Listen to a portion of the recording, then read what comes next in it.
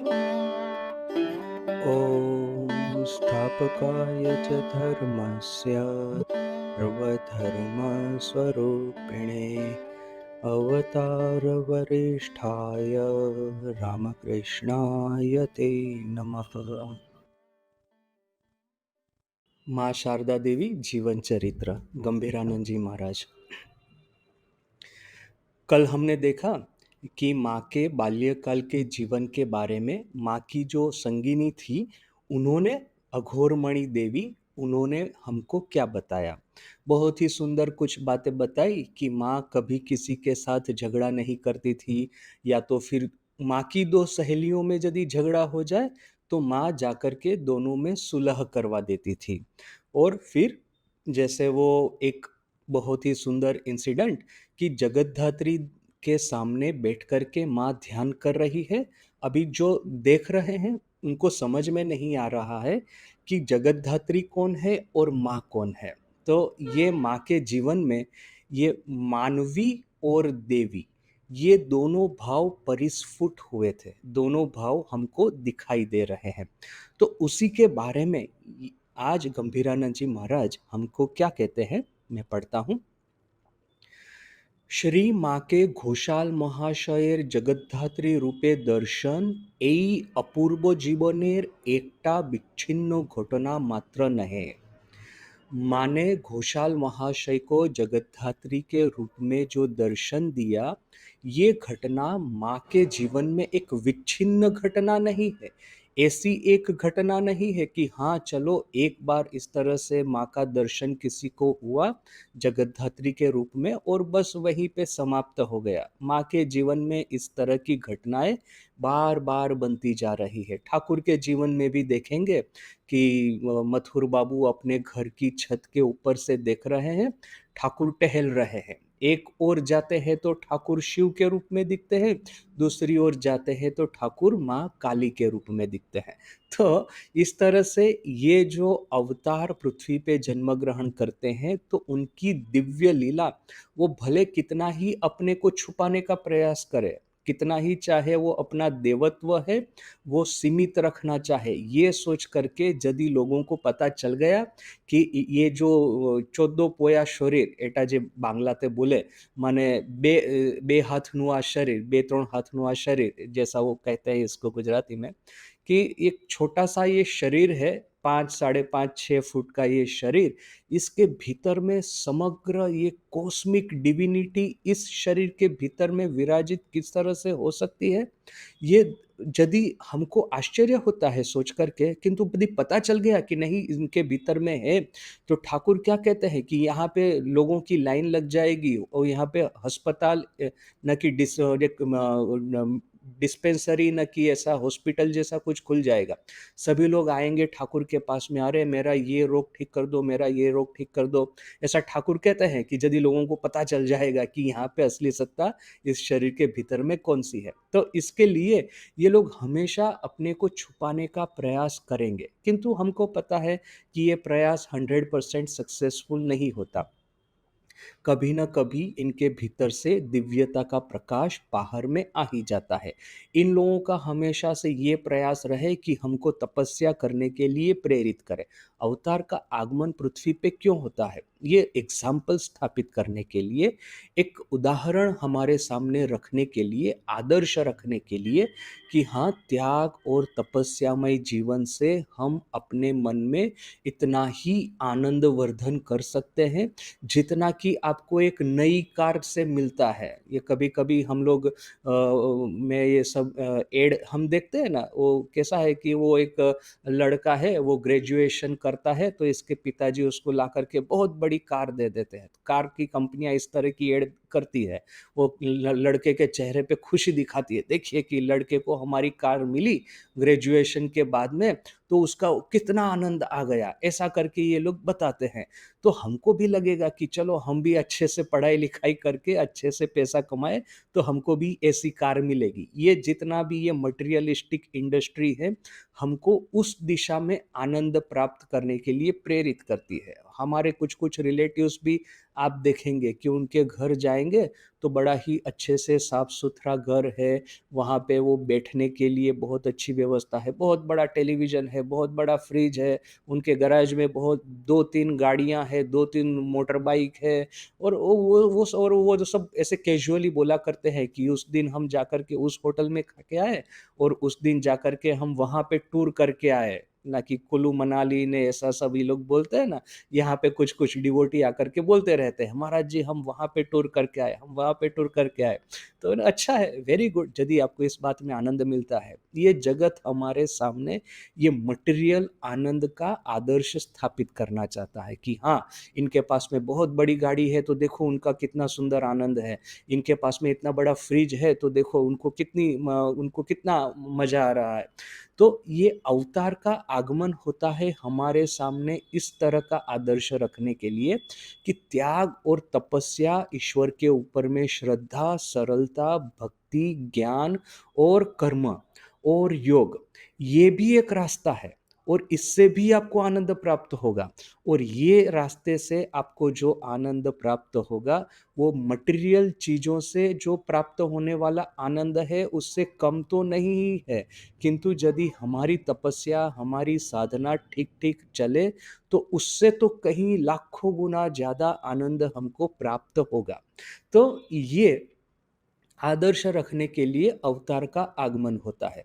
अभी अवतार बेचारे गलती से भी अपने भीतर की दिव्यता का प्रकाश हमको दिखा दे कि उनके भीतर में हमको माँ काली, न माँ जगदम्बा, न कि माँ जगद्धात्री, न कि भगवान शिव का दर्शन हो जाए, तो हम इस आदर्श को कभी स्वीकार ही नहीं करेंगे कि हाँ, अरे वो तो भगवान शिव है, शिव का काम ही है स्मशान में रहना, वो भूतगण से घिरे रहना, वो सर्प अपने गले पे लगाना और हिमालय में जाकर के तपस्या करना, वो शिव करते रहे, उससे मेरा क्या लेना-देना? ऐसा हमारे मन में हो जाएगा। तो इसीलिए ये लोग अपनी दिव्यता हमेशा छुपा करके रखेंगे। किंतु ऐसा ऑफ कोर्स बीच-बीच में हो ही जाएगा कि जिस घड़े में आप अमृत भरते हैं, उस घड़े में से जो सुवास आती है, वो आप ज़्यादा दिन तक छुपा करके नहीं रख सकते। जैसे कि ठाकुर ने कहा है कि फूल जब खिलता है, मधुमक्खी अपने से आकर के फूल के ऊपर में बैठती है। फिर मधुमक्खी को आमंत्रण देने के लिए नहीं जाना पड़ता। तो इसी बात को हम थोड़ा-सा अन्य तरीके से भी देख सकते हैं कि ये जो सुवास जब प्रकट होती है फूल खिलने से, वो दिव्यता की ये सुवास आप छुपा करके नहीं रख सकते। हमको कहीं न कहीं, किसी न किसी तरह से कोई न कोई डिवाइन एक्सपीरियंस अवतार के संबंध में होगा ही होगा। जो भक्त है, जो वॉलंटियर है, जो साधु है, जो रामकृष्ण संघ के साथ में निष्ठापूर्वक सालों-साल जुड़े रहे हैं, उन सब के जीवन में ऐसी कोई न कोई एक पल, एक घटना अवश्य आई होगी कि उनको कोई दिव्य अनुभूति हुई ही होगी। क्योंकि ये तो जीवंत ठाकुर है। ये कोई ठाकुर मार्बल में बैठे हुए न कि फ़ोटोग्राफ में बैठे हुए ठाकुर नहीं है। जीवंत ठाकुर के समीप जाएँगे, निष्ठापूर्वक उनको आत्मसमर्पण करेंगे, तो कोई न कोई दिव्य अनुभूति होने ही वाली है। इसलिए महाराज कहते हैं कि उनके जीवन में ये एक विच्छिन्न घटना मात्र नहीं है, एक के बाद एक ऐसी कितनी घटनाओं की भरमार ठाकुर और माँ के जीवन में है। देवत्व ओ मानत्वेर अत्याश्चर्य मिश्रणे मायेर बाल्यलीला बड़ोई चमकप्रद। देवत्व और मानवत्व, इन दोनों के अति आश्चर्य मिलन से माँ की बाल्य लीला बड़ी ही चमकप्रद हुई है। चमकप्रद शब्द महाराज ने यूज किया है, अर्थात कि हमको चौंका देने वाली ऐसी घटनाएं हैं जिनको कि देख कर के कि हम चौंक जाए कि अरे माँ, ये जो शारदा है छोटी बालिका, वो सही में बालिका है न कि इनके भीतर में कोई देवी निवास करती है। ऐसा हमको कोई न कोई ऐसा अनुभूति होगा ही होगा इनको देख करके। मने होय जेनो शेखाने देवो भावो स्फुटतोर। मन में होता है कि जैसे वहाँ पे देव भाव स्फुटित हो रहा है, देव भाव का प्रागट्य हो रहा है। उत्तर काले ओपोरेरा माके जाहाई भावुकना केनो। बाद के जीवन में लोग माँ को भले ही चाहे जिस किसी दृष्टि से देखते हो, तिनी आपनाके साधारण तो मानवी रूपे ही प्रकाश करीते। माँ अपने को मानवी के रूप में ही प्रकाश करती थी। लोग ऐसी कितनी ही घटनाएं हैं, लोगों माँ को देवी बोल करके उनको पूजते हैं, देवी बोल करके उनका सम्मान करते हैं, किंतु माँ अपने को तो सिर्फ एक मानवी के रूप में ही प्रकाश करती थी। ऐसी कितनी सारी घटनाएं हैं। ये भूदेव का यहाँ पे उल्लेख है। एक बार माँ भूदेव के साथ में कहीं से आ रही थी, और रास्ता अभी अभी अंधेरा हुआ जा रहा है, और मैदान वो तो वहाँ पे तो बड़े बड़े खेत होते हैं ना, तो खेत को पार करके घर जाना है, अंधेरा हो रहा है, बेटर कि वो थोड़ा जल्दी से चल करके रात होने से पहले घर पहुंच जाए। तो ये भूदेव ने वो एकदम जिद कर ली कि अच्छा माँ बोलो तुम काली हो कि नहीं, तुम बोलोगे तुम काली हो तभी मैं यहाँ से जाऊंगा, वरना मैं यहीं पे खड़ा रह जाऊंगा। तो माँ तो बेचारी परेशान हो गई कि अरे भाई ये तो यहाँ खेत में खड़े हैं, अंधेरा होने से कितनी तकलीफ होगी, चलो जब तक उजाला है घर चले जाए। तो भूदेव नहीं, कि नहीं जाऊंगा जब तक आप नहीं कहेंगी कि हाँ मैं काली हूँ, आपके खुद के शब्दों में स्वीकार कीजिए। जब माँ ने अपने खुद के शब्दों में स्वीकार किया, तब कहीं जाकर के वो उनके साथ में घर जाने के लिए तैयार हुए। ऐसी उद्बोधन में है कि माँ सबका प्रणाम स्वीकार करने के लिए बैठी है, और हमको तो पता है कि माँ तो घूमटा लगाती थी और एक वो बड़ी चादर अपने शरीर पे डाल देती थी। बाद में वो दरवाजा खुलेगा, माँ वो खाट के ऊपर में बैठी है और दरवाजा खुलेगा, सब एक के बाद एक भक्त आएंगे, पुरुष भक्त माँ को प्रणाम करेंगे और चले जाएंगे, और पास में गोलाब माँ खड़ी रहेगी। तो कोई भी थोड़ा इधर उधर नाटक करने का प्रयास करे, गोलाब माँ जोर से उनको झाड़ देगी। ऐसे कितनी घटनाएं हैं। अभी एक बार ऐसा हुआ कि गुलाब माँ को कहीं पे किसी काम की वजह से जाना पड़ा। माँ बैठी है, वो गर्म चादर भी ओढ़ी है, चेहरा भी आवृत है, गर्मी के दिन है, और माँ को पसीना हो रहा है, जल्दी जल्दी प्रणाम खत्म हो जाए तो थोड़ा सा माँ रिलैक्स होकर के बैठ सकती है, ऐसा माँ सोच रही है। तो अभी एक भक्त आया, उसने वो माँ के सामने बैठ करके दीर्घ न्यास और प्राणायाम करके माँ की पूजा करने का प्रारंभ कर दिया। और यहाँ पे तो माँ बेचारी परेशान हो रही है, किंतु क्या है कि अपना संतान उनकी पूजा कर रहा है, तो माँ कुछ बोलती भी नहीं है। वो तो माँ का आगमन ही तो इनके लिए हुआ है, अपने लिए थोड़ी ना हुआ है। अपने को खुद को जो कष्ट, जो प्रॉब्लम हो रहा है, उसका तो कहीं पे नामोल्लेख नहीं करना है। तो माँ बेचारी वहाँ पे चुपचाप बैठी है, पसीना हो रहा है, और स्थिर होकर के बैठना कितना कठिन है हम सबको पता है। तो एकाएक गोलाब माँ आ गई, देखा कि माँ बेचारी परेशान है, और किंतु एकदम बैठी स्थिर होकर के फिर भी बैठी, और ये भक्त सामने बैठ करके पूजा कर रहा है। तो गुलाब माँ ने एकदम जोर से चिल्ला करके भक्त का हाथ पकड़ करके खड़ा कर दिया, और बोली कि ये क्या लकड़ी के ठाकुर तुमको दिख रहे हैं, लकड़ी की मूर्ति तुमको दिख रही है कि इसके सामने न्यास और प्राणायाम और पूजा करना स्टार्ट कर दिया? देख नहीं रहे हो कि माँ को कितनी तकलीफ हो रही है गर्मी के दिनों में, जाओ अभी यहाँ से। ऐसा करके। तो देखिए कि ये भक्त लोग माँ के भीतर में कैसा तो किस तरह का दर्शन करते होंगे कि जीवंत माँ की पूजा करने के लिए वे लोग बैठ जाते हैं। एक नफर चंद्र कोले, एक जयराम बाटी के एक धनी व्यक्ति थे। तो धनी होने से एक घमंड भी होता है। तो घमंड है, तो अभी जयराम बाटी में इतने सारे भक्त जब आते हैं माँ के पास में, तो सबको पता है कि हाँ भले ही चाहिए, तो हमारी लोग बोलते हैं ना, अरे तो हमारे शारू, मैंने माँ को तो माँ शारदा को सारू करके उनकी सहेलियाँ पुकारती थी। तो ये तो हमारी सारू है, वो उसके भीतर में ये लोग देवी का दर्शन करते हैं, गुरु के रूप में पूजते हैं, ये कैसी बात हो गई? जो सहेलियाँ होती है बचपन से जो हमको देखते हैं, उनके मन में तो ऐसा ही आता है कि अच्छा इस बच्ची को तो हमने यहाँ पे खेलते हुए देखा था, अभी ये कहाँ से गुरु देवी हो गई इतने सारे लोगों की। उन तो क्या है कि समवयस्क, या तो जिस गांव में हम बड़े हुए हैं वहां पे इतना रिस्पेक्ट हमको देवी या गुरु के रूप में नहीं मिलेगा। तो किंतु फिर भी बहुत सारे लोग थे, धीरे धीरे माँ से आकृष्ट होकर के, माँ से प्रभावित होकर के, उनको एक एक एक सीनियर किसी पर्सन को दिया जाए उससे कहीं ज्यादा रिस्पेक्ट ये लोग माँ को देते थे। किंतु ये नफर चंद्र कोले एक थे, उनका धन था, वैभव था, ऐश्वर्य था, तो घमंड भी इतना था। तो कौन है माँ शारदा? लोग आते रहते हैं उनको प्रणाम करने के लिए, तो ऐसा तो कितना ही लोगों को मूर्ख बनाने वाले कलकत्ता में बैठे हुए हैं। तो ये भी उनमें से एक होगी, ऐसा वो एक मन में एक घमंड था। तो उस समय माँ उद्बोधन में थी। तो उद्बोधन में एक दिन रात को एकाएक किसी सन्यासी ने आकर के माँ को मैसेज दिया कि वहाँ से जयराम बाटी से वो कोले महाशय आए हैं, आपके साथ में बात करना चाहते हैं। तो माँ ने कहा, अरे जयराम बाटी में तो कभी मुझे मिलने के लिए नहीं आए, अपना एक घमंड है वैभव का, वो दिखाते हैं, आज एकाएक वहाँ पे कलकत्ता में उद्बोधन भवन में क्यों आ गए? तो माँ ने कहा, अच्छा ठीक है, चलो बुलाओ। तो उनको बुलाया। तो जैसे ही ये वृद्ध कोले महाशय माँ के सामने आए, एकदम उन्होंने रोना शुरू कर दिया, माँ के पैर पकड़ लिए और इतने ही मतलब ये हो गए हैं कि माँ ने उनको एकदम शांत किया कि अरे अरे शांत हो जाइए, आप तो इतने वृद्ध है और मैं तो आपसे उम्र में छोटी हूँ, क्या हुआ क्या है ये तो बताइए। तब वो कोले महाशय ने कहा, उनके घर में कोई बीमार हो गया था, शायद उनका पुत्र, मैं अभी एग्जैक्टली भूल गया, और उनके प्राण जाने की अवस्था थी।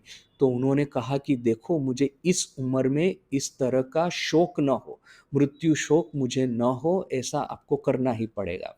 तब माँ कहती है कि अरे उसमें मैं क्या कर सकती हूँ, जिसका जो समय आता है जाने का, वो तो फिर यमराज सबको लेके जाते हैं। यमराज ने ठाकुर के लिए नहीं रुके, यमराज स्वामी जी के लिए नहीं रुके, तो यमराज क्या उनके लड़के के लिए, न कि उनके जो भी रिलेटिव है उनके लिए थोड़ी ना रुकने वाले हैं।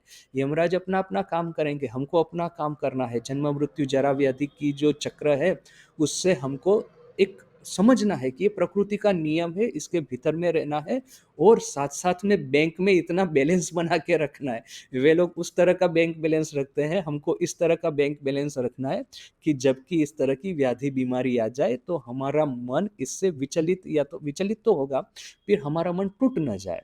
तो इस तरह से हमको बना कर, ये तो जीवन है। जीवन में आप इस तरह से, आज उनकी बारी है, कल आपकी बारी, कल परसों मेरी बारी, सबको तो ये है। तो मृत्यु का इस तरह का शोक आप क्यों कर रहे हैं? तो किंतु फिर भी ये तो कोले महाशय रोते ही जाते हैं, रोते ही जाते हैं। उम्र हो गई है, फिर तो माँ को थोड़ा टेंशन हो गया। तो उन्होंने कहा, अच्छा अच्छा ठीक है कि चलो मैं उनके लिए प्रार्थना करती हूँ, ऐसा करके कुछ सांत्वना दी। तब कहीं जाकर के वो शांत हुए, फिर वो नीचे में जाकर के बैठे शरद महाराज के पास में, और माँ ने उनको थोड़ा प्रसाद भेज दिया ठाकुर का, कहना कि वो वृद्ध महाशय को ये प्रसाद ले। फिर वो जब गए, तब माँ कहती है कि देखिए, ये धन और वैभव का इतना जो घमंड था पूरे जीवन, कभी भी आकर के किसी के साथ में अच्छे से बात नहीं की, और आज ये परिस्थिति आ गई तो ठाकुर के सामने, माँ के सामने आकर के इस तरह से रो रहे हैं। तो देखिए कि ये देवत्व का प्रकाश किस तरह से इनके जीवन में होता है, कि अभी एक बात है कि मनुष्य के जीवन में जब संकट आएगा तो वो किसी के भी सामने जाकर के वो नतमस्तक हो जाएगा, कुछ भी करने से यदि चलो हम जीवन में कुछ मिल जाए। किंतु फिर कलकत्ता में इस तरह से आपको यदि मिन्नत ही माननी है, तो बहुत सारी जगह है, वो काली घाट है, वो दक्षिणेश्वर माँ काली का मंदिर है, वहाँ जाकर के काली के सामने आप कह सकते हैं। माँ के ही पास क्यों आए? ये दिव्यता का प्रकाश। फिर माँ ने कहा कि इनकी जो पुत्र वधू है, वो हमेशा दक्षिणेश्वर आया करती थी, वहाँ जयराम बाटी में उनको मिलती थी। तो उसी पुत्रवधू ने ही इनको कहा होगा कि जाइए माँ शारदा के पास जाकर के आप विनती कीजिए, उनको मन्नत मानिए, तब कहीं जाकर के हम बच जाएंगे। तो इसलिए वो आए हैं। तो देखिए कि इनके जीवन में हम लोग कुछ भी मानते हो कि हाँ, ये देवी है, ये सरस्वती है, हमको ज्ञान देने के लिए आई है। वहाँ पे वर्ल्ड पार्लियामेंट ऑफ रिलीजन में स्वामी जी ने सरस्वती का नाम लेकर के अपना प्रवचन देने की शुरुआत की। हम लोग चाहे माँ के बारे में कुछ भी मानते हो, माँ खुद अपना मानवी स्वरूप ही हमारे सामने प्रकट करती थी। কিন্তু আমরা যেই কালের কথা লিখিতেছি, সেই সময়ে ঊর্ধ্বলোক হইতে ইহধামে সদ্য সমাগতা মা দেবমানত্বের সন্ধিস্থলে অবস্থানপূর্বক এই মর্ত্যলীলায় কোন ভাবের উপর অধিকতর গুরুত্ব আরোপ করিবেন, তাহা যেন সহসা স্থির করিতে পারিতেছিলেন না। अरे बाप रे! इतना बड़ा सेंटेंस और वो भी इतना इम्पोर्टेंट। वो जैसे वो महाभारत लिखने की जब शुरुआत हुई ना, व्यास मुनि ने गणेश भगवान को कहा कि आपको लिखना होगा और आपको अनवरत लिखना होगा। ना वो कौन-सी कंडीशन थी?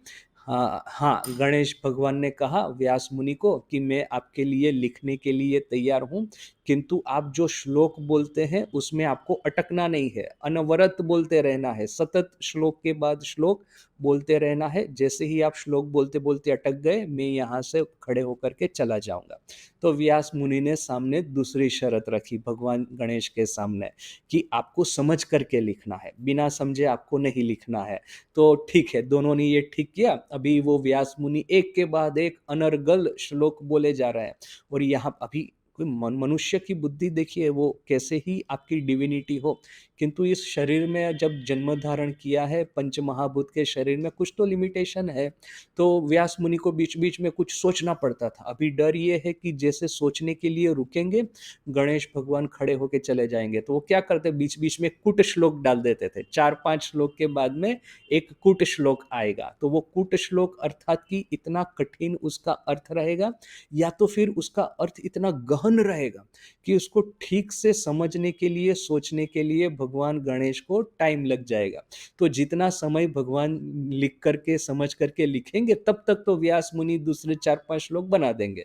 तो ऐसे ही महाराज जी कुछ सरल सेंटेंस हमारे सामने रखते हैं, फिर इस तरह के कुछ कुट श्लोक हमारे सामने रख देते हैं। तो ये भी इतना ही सुंदर और इतना ही गहन इसका अर्थ है। महाराज जी क्या लिखते हैं कि बाद के समय में हम लोग माँ को भले ही चाहे जिस किसी स्वरूप से देखते हो, माँ ने तो अपना मानवीय स्वरूप ही हमारे सामने प्रकट किया है, परंतु माँ का जब आविर्भाव पृथ्वी पे हुआ है, उस समय की जो हम ये बात लिख रहे हैं माँ के बाल्यकाल की, उस समय ऊर्ध्वलोक से इस लोक में सद्य समागता, अभी जिनका आगमन हुआ है, ऊर्ध्वलोक अर्थात कि स्वर्गलोक और इहलोक अर्थात कि पृथ्वीलोक।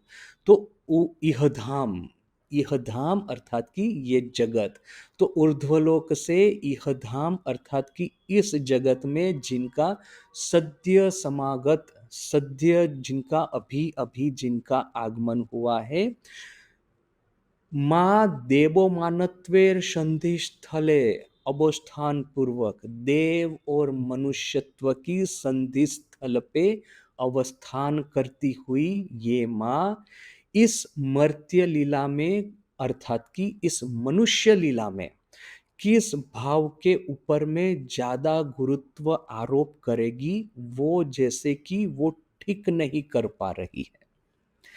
हम जिस समय की बात कह रहे हैं माँ के बचपन की, माँ के बचपन अर्थात कि माँ तो स्वर्गलोक में से पृथ्वी लोक पे अभी प्रकट हुई है, अभी इनका आगमन हुआ है।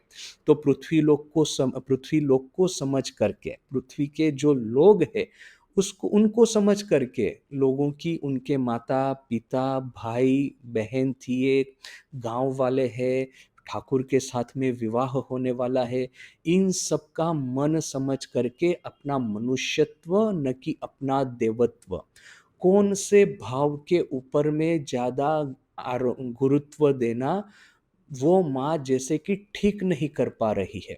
और इस समय माँ गुरुत्व, ये मनुष्यत्व और देवत्व, इन दोनों के संधि स्थल पे खड़ी हुई है। कितना सुंदर शब्द है। यहाँ पे मैंने इसके अंडर इस शब्द के भी नीचे अंडरलाइन की है, देव मानत्वेर संधि स्थल। ये टीसी में मैंने पढ़ा था, ये आज से कितना 15 साल हो गए।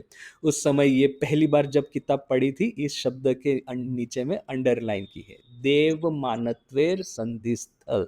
देवत्व और मनुष्यत्व, इन दोनों का जो संगम है, इन दोनों की जो संधि है, इन दोनों का योग है, वहां पे माँ खड़ी हुई है।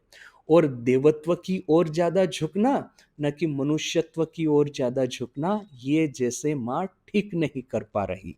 ऐसा होता है कि जब पहलवान होता है और जिसके शरीर में बहुत ही शक्ति होती है, जब वो कुश्ती करने की शुरुआत करता है, तो वो किसी को कितना ज़ोर से धक्का मारेगा, तो सामने के ऊपर में क्या असर होगी, वो शुरू-शुरू में ठीक नहीं कर पाता। किसी को धक्का ज़ोर से मार दिया, तो वो बेचारा एकदम गिर गया। तो ये तो ठीक नहीं है, धीरे से धक्का मारो, जिससे वो हार जाए किंतु उसको ईजा ना हो। ऐसे किसको पता नहीं है कि मेरी स्ट्रेंथ क्या है, किस तरह से मुझे अपनी ताकत का इस्तेमाल करना है। ये जो रोबोट बनाते हैं ना आजकल, तो रोबोट को देखेंगे कि वैसे बड़े-बड़ी कारों को उठा करके, कारों को गोल घुमा करके चारों ओर पेंटिंग कर देंगे। किंतु एक जैसे कि मान लीजिए एक अंडा है, एक एग है, तो एग को उठाना, उसको आपको कितनी शक्ति चाहिए रोबोट के हाथ में कि जैसे अंडे को उठा भी पाए और अंडे को तोड़ भी ना दे। ये सही-सही डेलिकेट चीज़ों को किस तरह से हैंडल करना, ये रोबोट के लिए सबसे बड़ा टेस्ट है कि ये सामने की चीज़ जिसको वो स्पर्श करता है, जिसके साथ में वो काम करता है, उसकी इन्हेरेंट स्ट्रेंथ कितनी है, वो समझ करके उसके साथ में काम किया जाए। थोड़ा-सा ही ज़्यादा ज़ोर दे दिया, तो अंडा टूट जाएगा। तो ये जो रोबोटिक एक्सपेरिमेंट होते हैं, उसके वीडियो में कभी देखता हूँ, तो इस तरह से होता है कि एक रोबोट जो है वो बड़ा ही सक्सेसफुल है, उसने अंडा अपने हाथ में उठा लिया। रोबोट सक्सेसफुल है, हम सोचेंगे अरे बड़ी-बड़ी कारों को उठा लेता है, कौन-सी बड़ी बात है? तो अंडा उठा लेना कौन-सी बड़ी बात है? किंतु वही सबसे बड़ा टेस्ट है, क्योंकि कार को थोड़ा-सा ज़ोर से भी पकड़ेगा तो कार को कुछ होने वाला नहीं है। बड़े-बड़े एयरक्राफ्ट बना देते हैं रोबोट्स, बड़े-बड़े मशीन बना देते हैं, तो मशीन को थोड़ा ज़ोर से भी पकड़ने से कोई फ़र्क नहीं पड़ने वाला। तो अंडे को थोड़ा-सा ज़ोर से पकड़ेंगे, अंडा टूट जाएगा। काँच का ग्लास है जिसमें पानी भरा है, उसको उठा करके किसी पेशेंट को देना है। हॉस्पिटल में रोबोट को रखा है काम करने के लिए। थोड़ा-सा भी प्रेशर देगा तो काँच टूट जाएगा, पानी गिर जाएगा चारों ओर। तो जिनके पास में प्रचंड शक्ति है, उनको यदि कोई डेलिकेट कार्य करना है तो हमेशा थोड़ा-सा एक्सपेरिमेंट करना पड़ता है। कितने ही काँच के ग्लास, कितने ही अंडे तोड़े होंगे, तब कहीं रोबोट को ट्रेनिंग मिली होगी कि हाँ, वो मशीन को बड़े-बड़े 1 टन का मशीन, 2 टन का मशीन, ना कि 4-5 कार वो उठा लेता है, वो उसको पेंटिंग करने के लिए, ना कि उसको रिपेयर करने के लिए, वो सब ठीक है। किंतु ये काँच का ग्लास जब उठाता हूँ, तब मुझे इतना ही प्रेशर देना है, वो एक्सपेरिमेंट करके आता है। तो वैसे ही यहाँ पे माँ के भीतर में देवत्व फूट-फूट करके भरा हुआ है। देवत्व और मनुष्यत्व की संधि स्थल पे माँ खड़ी हुई है। इस जगत में कितना देवत्व को प्रकाशित करे कि जिससे हमको प्रेरणा भी मिले और हम माँ से दूर भी न चले जाएँ। ये दोनों को बैलेंस मेंटेन करना कितना इम्पोर्टेंट है। थोड़ा-सा भी देवत्व नहीं प्रकाश करेगी, तो रामकृष्ण संघ की स्थापना ही नहीं हुई होती। आज इतने सारे लोग देश-विदेश में साधु, सन्यासी, भक्त, वॉलंटियर, इतने हम लोग माँ के पास में आए हैं। हमको कुछ न कुछ अनुभूति तो हुई है, भले ही चाहे बहुत ही कम हो, किंतु अनुभूति तो हुई है। बोल कर के ही तो हम लोग यहाँ पे आए हैं। संसारी हो न कि साधु हो, यहाँ पे आना है, थोड़ा समय देना है, निष्ठा देनी है, कुछ न कुछ तो अनुभूति हुई होगी। तो वो अनुभूति जितना तो प्रकाश माँ को देना पड़ेगा, अदरवाइज़ तो ये रामकृष्ण संघ चलता ही नहीं। मन में इतना संताप है या तो फिर मन में इतना द्वंद्व हो रहा है, मन में इतना युद्ध हो रहा है, वो युद्ध को उसका सॉल्यूशन माँ के पास मिलता है। माँ के पास में आकर के मन को सुकून मिलता है, मन का ये जो युद्ध है, तुमुल युद्ध, वो शांत हो जाता है। तो इतनी शक्ति तो माँ को प्रकट करनी होगी, वरना तो हम लोग आएँगे ही नहीं। किंतु साथ-साथ में ही फिर इतनी शक्ति ना प्रकट कर दे कि माँ को हम जैसे कि हॉस्पिटल में जाते हैं ना हम डॉक्टर के पास में कि हाँ, चलो मुझे अभी आज ये बुखार हो गया है, आप औषध दे दो, आप दवाई दे दो, मेरा काम हो गया खत्म, मैं यहाँ से निकल जाता हूँ। डॉक्टर के पास हम थोड़ी ना जाकर के डॉक्टर की स्तुति वगैरह करने लगते हैं। डॉक्टर को पैसा दिया, उसके सामने दवाई के सामने मामला खत्म हो गया। तो वैसे ही ये तो भगवान है, क्या है? वहाँ जाकर के श्रीफल ऑफ़र कर दिया, कुछ मिठाई ऑफ़र कर दी, वो फूल वगैरह दे दिया, प्रणामी दक्षिणा दे दी मंदिर के पुजारी को और बस हो गया, अपना काम कर लिया, निकल गए। वो तो भगवान है, भगवान का तो काम ही है हमको आशीर्वाद देना। कौन-सी बड़ी बात है कि उनके सामने बैठ कर के हम अपने जीवन को परिवर्तित करें। तो ये किस बात को कितना गुरुत्व देना, इनफ ह्यूमैनिटी दिखानी है कि जिससे कि हमको ऐसा लगे, अरे माँ तपस्या करती है तो मैं क्यों नहीं तपस्या कर सकता?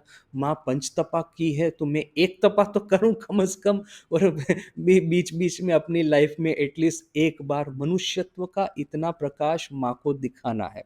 और साथ-साथ में ही देवत्व का भी इतना प्रकाश दिखाना है कि जब ऐसी कोई क्राइसिस आ जाए कि जिसके सामने हमारी तपस्या, हमारी प्रार्थना, हमारे पूरे जीवन का जो कोई भी शांति, सुकून हमने अर्जन किया है, वो सब किसी काम का न रहे। तब सिर्फ़ माँ के आशीर्वाद से ही मन को सुकून मिले। तब कहीं जाकर के संपूर्ण शरणागत होकर के माँ के सामने अपने मन घर में यदि माँ का फ़ोटो रखा है, या तो मिशन में, आश्रम में जो मंदिर में जो माँ का फ़ोटो है, 2 हाथ जोड़ कर के बड़े ही सरल रूप से माँ को प्रार्थना की कि माँ मेरे जीवन में ये हो रहा है, आप आशीर्वाद दो तो मैं इसको भी पार कर जाऊँ।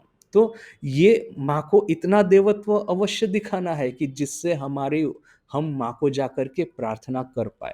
और इतना देवत्व नहीं दिखाना है कि प्रार्थना करके छोड़ दें, चलो भई माँ को प्रार्थना करती हो गई, अभी अपने जीवन को परिवर्तित करने की ज़रूरत नहीं है।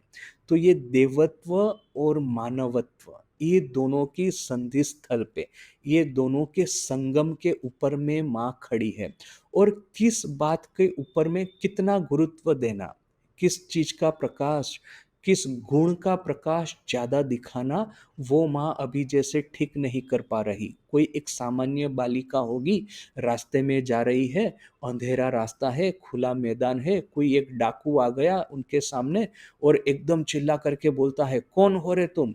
तो ये यदि सिर्फ़ मनुष्यत्व का प्रकाश होता, सिर्फ़ मनुष्यत्व दिखाती माँ, तो माँ तो बेचारी डर के मारे रोना शुरू कर देती, जैसे कि एक सामान्य बालिका करेगी।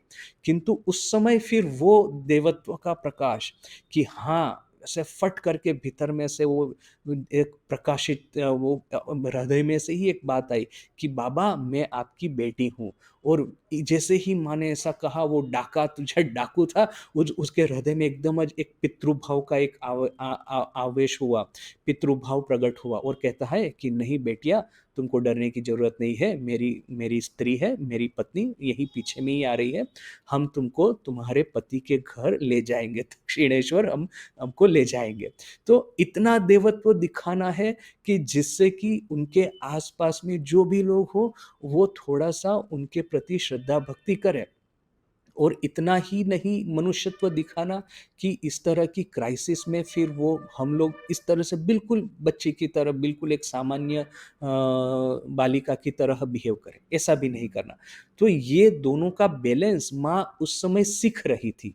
तो जैसे एक्सपेरिमेंट करते-करते फिर प्रॉपर बैलेंस आता है, तो वो प्रॉपर बैलेंस हमको बाद के समय में दिखा कि माँ जब ज़रूरत होती है, देवत्व का प्रकाश करती है, जब ज़रूरत नहीं होती, मनुष्य भाव में रहती है। वो जैसे कि उनको सिद्धहस्त हो गया है, लोगों का मन समझ में आ गया है। कितना देवत्व का प्रकाश करने से ये अपने धर्मपथ पे अच्छे से आगे बढ़ पाएगा। ये अंदाज़ माँ को उनके भक्तों को देख कर के, शिष्यों को देख कर के आ जाता था।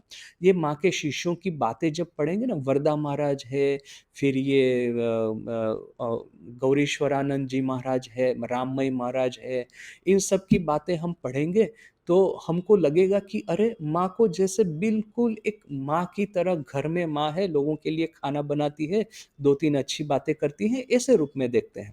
और कोई-कोई भक्त की बातें सुनेंगे, जैसे कि माँ के घर में एक से बच्ची रहती थी, थोड़ा बहुत काम कर दिया करती थी, वासना बाला देवी उनका नाम। जयराम बाटी में अभी भी उनका घर है। तो माँ की छोटी बच्ची थी, माँ के साथ में रह कर के थोड़ा बहुत काम किया करती थी। तो वो अभी माँ ने उनको एक रात को कह दिया कि वो उनके पास में एक गाँव में मेला था, तो वहाँ पे जाने की बड़ी इच्छा थी। तो माँ ने कह दिया कि भई वहाँ पे मत जाना आज, वरना सभी लोग गए हैं मेले में, तो मैं अकेली हो जाऊँगी, तुम साथ में रहना मेरे। तो ये बच्ची को तो बड़ा बुरा लग गया, किंतु क्या करें, माँ ने आदेश दिया है, कुछ कर भी नहीं सकती।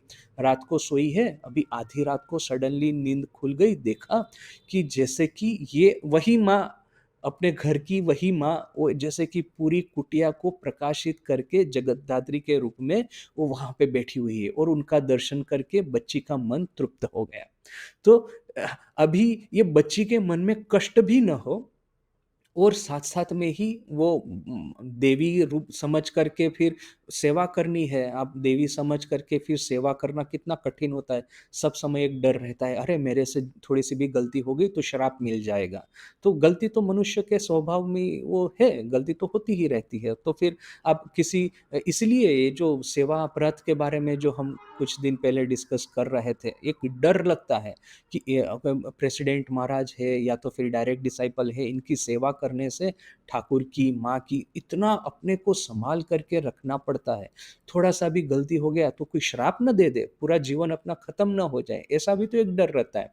तो फिर अभी इस तरह से डर रखने से तो काम नहीं होगा। माँ को तो अपना मनुष्य स्वभाव, मनुष्य स्वरूप दिखाना पड़ेगा कि भले चाहे 2-3 गलती हो भी जाए, किंतु ये बच्ची बेचारी अपना काम करती रहे। और इतना प्रकाश अवश्य दिखाना है कि उसके मन का जो संताप है वो वहीं पे समाप्त हो जाए। तो ये बैलेंस माँ के जीवन में लोगों को समझ करके किस गुण का कितना प्रभाव, कितना प्रकाश दिखाना माँ को बाद में समझ में आया था। किंतु अभी सद्य पृथ्वी पे आई है, अभी-अभी पृथ्वी पे आई है। अपने भीतर की जो डिवाइन सत्ता जो है, दिव्य सत्ता, उसके प्रकाश से लोगों के मन में कितना, कब, कहाँ, क्या असर होगा, वो माँ ठीक से समझ नहीं पा रही।